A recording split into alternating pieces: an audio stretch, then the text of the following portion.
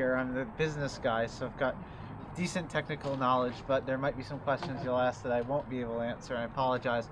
Basically, the thought behind Meebo is to make instant messaging available anywhere.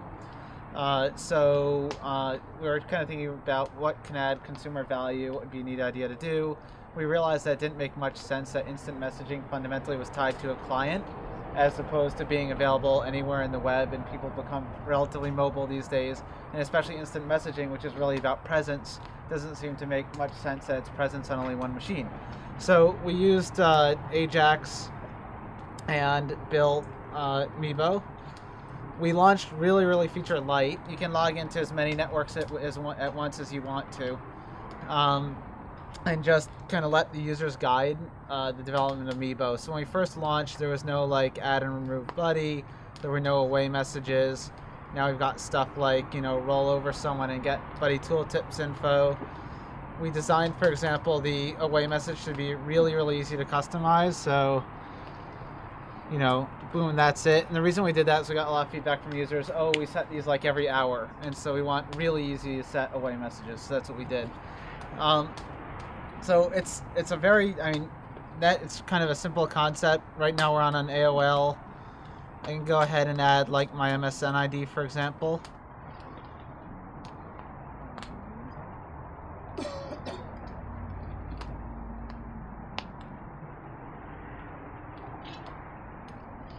And then we'll just go ahead and see ourselves sign on. It'll come up here once it kind of finds it in the system. So there we go, and now my MSN buddy is loading as well. So that's kind of the net of the system. We've got a decent number of users. The primary use cases, which are pretty interesting, like I think it's 58% of our users use us in offices. 30% of our 37% use us at school.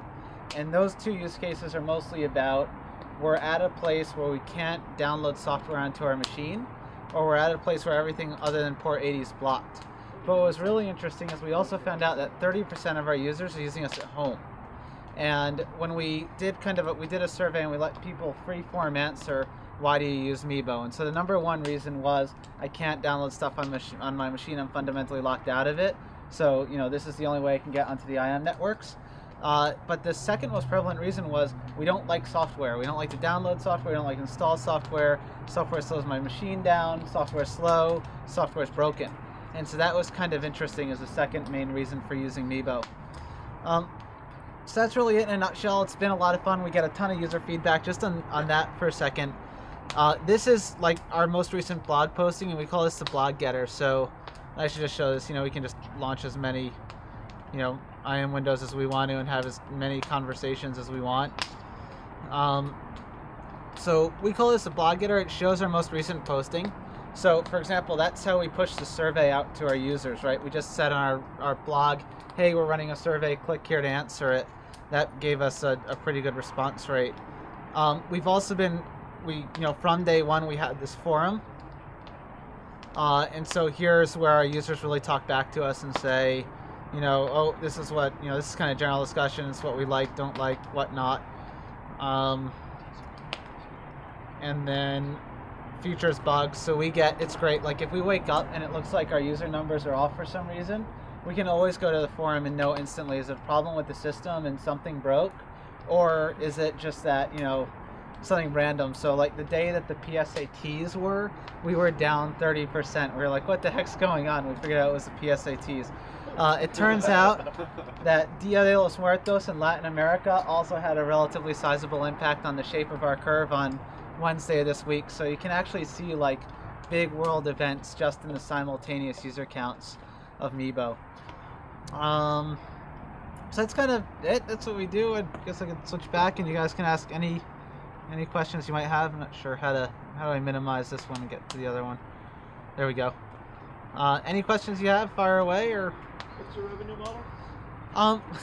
Right now, what we're most concerned with is just growing the business, because we've got decent growth and we don't really, there are a bunch of things we could do for revenue. I'll talk about them in half a second. But we're not overly concerned with that because we just want to make the product as good as a standard IM client, and we don't think we're there yet. So, oops, we just lost our connection. So, for example, now we're gonna load. So for example, like if you saw in that text box there, you couldn't do like bold, italics, you know, change the color, etc. So we're trying to get it to the point where it's parity with other IM systems. Then we want to make it kind of a bit better than IM systems today. So like better group chat, for example, or better, you know, location or whatnot. Just like better than IM is today.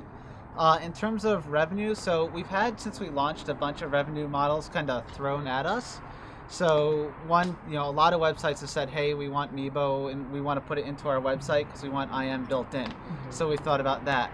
Other people said, hey, we want to take our stuff, kind of leverage Meebo's volume and put it into Meebo. So that's another thing we thought about. Other people want presence. So like if you're online on Meebo, you show up online on their community site simultaneously. That's a possibility. Then, odd thing of all odd things, Amtrak came to us, that, you know, very dynamic government corporation, and they said, hey, we want Meebo in a box behind our firewall. So the answer is there are lots of ways we're thinking about that we could pull revenue from Meebo, but it's just not what we're focusing on right now. We're really focusing on make it stable, help it grow, you know, make our users happy.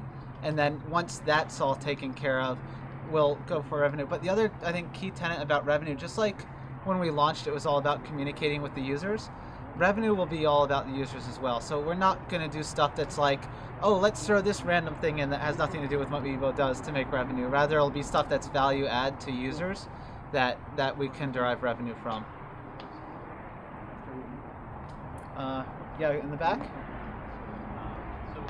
I can't hear you, I'm sorry. Sorry, when you did the survey and you found, you know, the number one... I'm sorry, I still can barely hear you. Oh, I'm sorry. So when you did the survey and found, you know, the reasons that people were using Meebo, I'm curious, who were these users? Yeah. You know, were they a mobile, like, student who's going to a web cafe, or are they, like, a corporate enterprise? Yeah, sure. So our user breakdown is... and by the way, we screwed up a bit on the survey. So we launched it at 1 a.m. Friday night, or Friday morning. So that means we missed East Asia and South Asia in their peak period. So I qualify what I'm about to say by that. We took it down Friday at like 11:30 p.m. So it was up for about 23 hours. Let's see, 25% of our users are high school age. 23% are kind of, you know, young professional age, 22 to 25. In college, we're 19%, and then it kind of trails off as you get older. So that's kind of interesting. In college, it's like a dip, and you've got a lot of high school and a lot of, like, you know, young professional, or whatever that age group represents. In terms of location, I think it's 64% US, and then it spreads pretty evenly throughout the rest of the world. Not location, geographic location in terms of where they access. Oh, where they, so yeah, so the ones that we asked people, we gave people a choice of home, work, school, internet cafe, or other. So work was 58%, school was 37%, home was 30%, which we found surprisingly high. And then internet cafe was only 7%. In fact, it was 7.3%. I remember that number because I was so surprised it was that low. It might be an artifact of having missed some of East Asia and South Asia by launching kind of late. And then the other... so looked at some, and yeah, like as you would expect by geography. So interesting thing, in South Asia, it's like 80% male and 20% female. In high school, it's 55% female and 45% male. So there are different interesting skews throughout the entire user base. This is my I'm off. So any other questions you have, you can find me. I'll hang around afterwards. Thanks very much.